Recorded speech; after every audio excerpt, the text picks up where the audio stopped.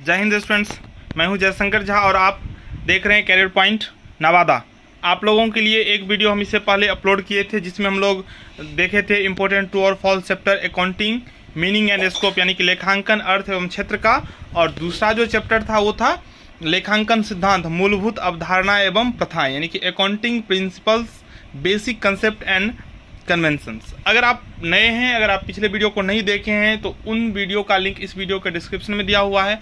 Description में ही हमने जो पार्ट 1 के लिए व्हाट्सएप ग्रुप बनाया है उसका भी लिंक है। अगर आप हमसे जुड़ना चाहते हैं तो आप उस व्हाट्सएप ग्रुप को ज्वाइन कर सकते हैं, जहाँ पे हम आप लोगों को PDF प्रोवाइड कराऊंगा। जो भी कोई क्वेश्चन से इंपॉर्टेंट होगा वहाँ शेयर कर दूंगा, आप लोग उसको देख लीजिएगा, बनाइएगा, ठीक है। कोई भी क्वेरी हो तो आप वहाँ क्वेरी अपना पूछ सकते हैं। लगातार वीडियो आप लोगों के लिए अपलोड होगा। अभी मैं आप लोगों को चैप्टर वाइज ट्रू और फॉल्स अपलोड करता हूँ, फिर मिसलेनियस ट्रू और फॉल्स अपलोड कर दूंगा। अर्थात इतना समझ लीजिए ट्रू और फॉल्स में एक भी क्वेश्चन एग्जाम में छूटेगा नहीं, इतना मैं बता दूंगा। और आज शाम में आप लोगों को एक फाइनेंशियल अकाउंटिंग का भी क्वेश्चन भी दे देंगे जो आप लोगों को थोड़ी पढ़ना है। फिर देखेंगे अगर संभव होगा, अगर आप लोग चाहते हैं, अगर आप लोग अच्छा खासा स्टूडेंट्स हो जाते हैं, जुड़ जाते हैं, तो मैं आप लोगों के लिए लाइव क्लास भी लेकर आऊँगा। तो जो लाइव क्लास के लिए रेडी हैं कमेंट करके अपना मत दीजिए, बताइए जो हम तैयार हैं। तो अगर आप तैयार होंगे तो मैं आप लोगों के लिए लाइव क्लास भी लेकर आऊँगा। चलिए तो मैं अभी शुरू करता हूँ आज का जो भी इम्पोर्टेंट ट्रू और फॉल्स है। तो अभी हम लोग बताएंगे आप लोगों को ब्रांच अकाउंट से, फिर रॉयल्टी का भी है, हायर परचेज सिस्टम का भी है। तो 3-4 चैप्टर का भी है ट्रू और फॉल्स हम अभी कंप्लीट करने वाले हैं, ठीक है। तो पहला जो क्वेश्चन है शाखा खाता का, वह शाखा को भेजे गए माल को प्रधान कार्यालय के तलपट के क्रेडिट पक्ष में दिखाया जाता है। कहने का मतलब है जो शाखा को जो हम माल भेजते हैं उनको हम प्रधान कार्यालय के तलपट में क्रेडिट पक्ष में दिखाते हैं। तो ये स्टेटमेंट बिल्कुल ट्रू है। कुछ स्टूडेंट्स का कमेंट था सर इंग्लिश में भी, तो आप लोगों के लिए इंग्लिश में भी मैंने लिख दिया। Goods sent to branch account appear on the credit side of the head office trial balance. तो ये ट्रू स्टेटमेंट आगे है। शाखा रहतिया खाता, शाखा रहतिया खाता यानी कि ब्रांच स्टॉक अकाउंट सदैव बीजक मूल्य पर बनाया जाता है। Is always prepared at invoice price. तो ये बिल्कुल सही है, ठीक है स्टेटमेंट। ध्यान से देखिएगा, इसी को आप ऐसे भी देख सकते हैं। जो शाखा रहतिया खाता सदैव को यहाँ से हटाइए, शाखा रहतिया खाता बीजक मूल्य पर नहीं बनाया जाता है, तो फॉल्स स्टेटमेंट हो जाएगा। तो आपको समझने की ज़रूरत है। एग्जाम में आपको फंसाने का भी कोशिश किया जा सकता है, लेकिन आप लोग थोड़ा सतर्क रहिएगा, फंसिएगा मत। तीसरा जो इम्पोर्टेंट क्वेश्चन है वह शाखा द्वारा भेजे गए रोकर को, शाखा द्वारा भेजे गए रोकर को, शाखा जो रोकर भेजता है उसको हम चिट्ठे के दायित्व पक्ष में दिखाते हैं। तो ये कथन फॉल्स है, ये गलत है, ठीक है ना। चिट्ठे के दायित्व पक्ष में हम नहीं दिखाते हैं। Remittance from branch are shown on the liability side of the balance sheet. ये फॉल्स स्टेटमेंट आगे है। मार्गस्थ माल यानी कि हेड ऑफिस से जो माल भेजा जाता है ब्रांच को और ब्रांच तक अभी नहीं पहुंचा है, अर्थात हेड ऑफिस और ब्रांच के बीच में जो गुड्स होता है उन्हें हम लोग बोलते हैं मार्गस्थ माल, ठीक है। उसको हम चिट्ठे के संपत्ति पक्ष में दिखाते हैं। Goods in transit is shown on the asset side of balance sheet. तो ये बिल्कुल ट्रू स्टेटमेंट है। चलिए अगला जो क्वेश्चन है वो है उधार। उधार विक्रय को शाखा खाता में नहीं दिखाया जाता है। उधार विक्रय को शाखा खाता में नहीं दिखाया जाता है। Credit sales are not shown. आप अगर क्रेडिट सेल कर रहे हैं तो उसको हम ब्रांच अकाउंट में नहीं दिखाएंगे, तो ये स्टेटमेंट ट्रू है। चलिए आगे है देनदार पद्धति के अंतर्गत branch account under debtor system.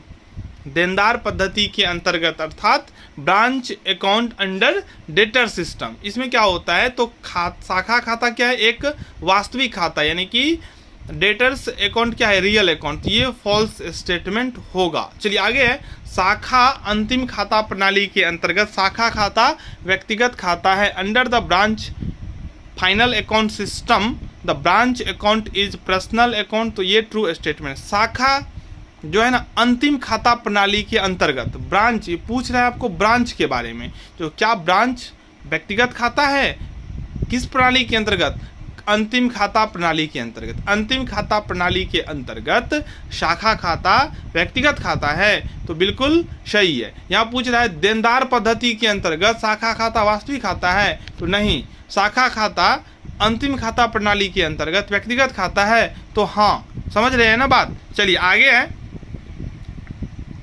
जो चैप्टर हुआ है किराया क्रय पद्धति, हायर परचेज सिस्टम। इसमें पहला भी है क्वेश्चन है, किराया क्रय प्रणाली के अंतर्गत ब्याज उच्चंत खाता खोला जाता है। आप लोगों को पता होगा हायर परचेज सिस्टम में इंटरेस्ट सस्पेंस अकाउंट नहीं खोला जाता, यह किस्त भुगतान पद्धति में खोला जाता है। तो फॉल्स स्टेटमेंट हो जाएगा, in case of hire purchase system interest suspense account is prepared. तो no, interest suspense account is not prepared in hire purchase system, it is made in installment payment system. ठीक है, clear है यहाँ तक। चलिए अगला है, संपत्ति पर ह्रास की गणना संपत्ति के रोकड़ मूल्य पर की जाती है। Depreciation on assets is calculated on the cash price of the assets. ये बिल्कुल सही है। हम जब भी डिप्रिसिएशन निकालेंगे या इंटरेस्ट निकालेंगे तो जो उसका मुख्य अमाउंट होता है ना, उसी पे रोकड़ मूल्य वही होता है। रोकड़ मूल्य का मतलब होता है वह मूल्य जिस पर हम उस एसेट को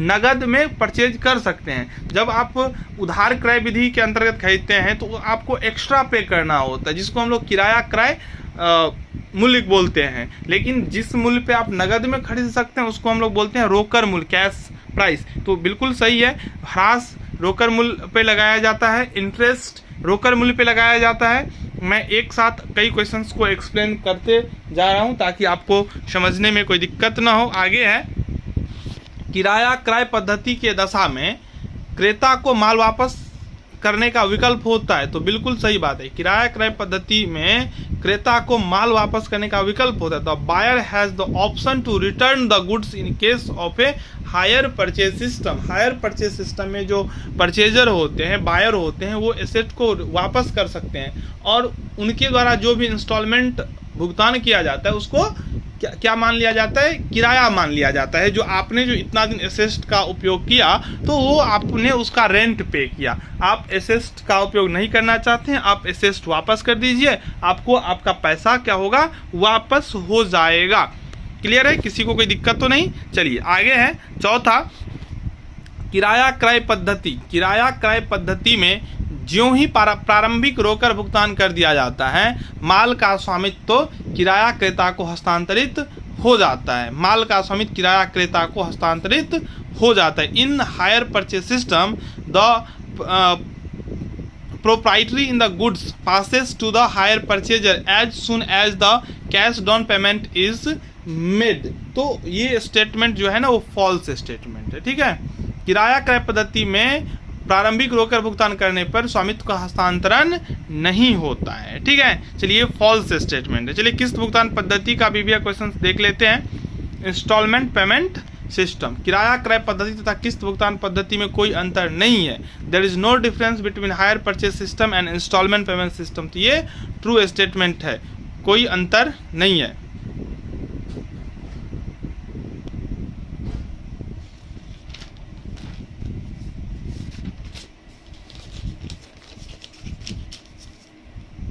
नहीं, ये फॉल्स स्टेटमेंट होना चाहिए। किराया क्रय पद्धति और किस्त भुगतान पद्धति में अंतर है। किराया क्रय पद्धति और ये फॉल्स स्टेटमेंट होगा, ट्रू नहीं होगा। ठीक है, किराया क्रय पद्धति और किस्त भुगतान पद्धति में अंतर है। दूसरा प्रश्न है, किस्त भुगतान पद्धति में कीमत का भुगतान न करने पर विक्रेता माल को जब्त नहीं कर सकता है। ये कथन ट्रू है। किस्त भुगतान पद्धति में कीमत का भुगतान न करने पर विक्रेता माल को जब्त नहीं कर सकता है, ट्रू है। आगे है, किस्त भुगतान पद्धति पर वस्तु विक्रय अधिनियम के प्रावधान लागू नहीं होते हैं। ये फॉल्स स्टेटमेंट है। किस्त भुगतान पद्धति पर वस्तु विक्रय अधिनियम के प्रावधान लागू नहीं होते हैं, false statement. The provisions of sales of goods act are not implied on installment payment system. ठीक है, ये फॉल्स स्टेटमेंट। आगे चलिए रॉयल्टी का हम लोग देख लेते हैं। मृत किराया को न्यूनतम किराया भी कहा जाता है, बिल्कुल। Dead rent is also known as minimum rent, बिल्कुल सही है। चलिए अगर यह पट्टाधारी को न्यूनतम किराया देने की आवश्यकता नहीं है, ये भी स्टेटमेंट ट्रू है। The lessee is not required to pay the minimum rent. पट्टाधारी को, लीजी को यह न्यूनतम किराया देने की आवश्यकता नहीं है।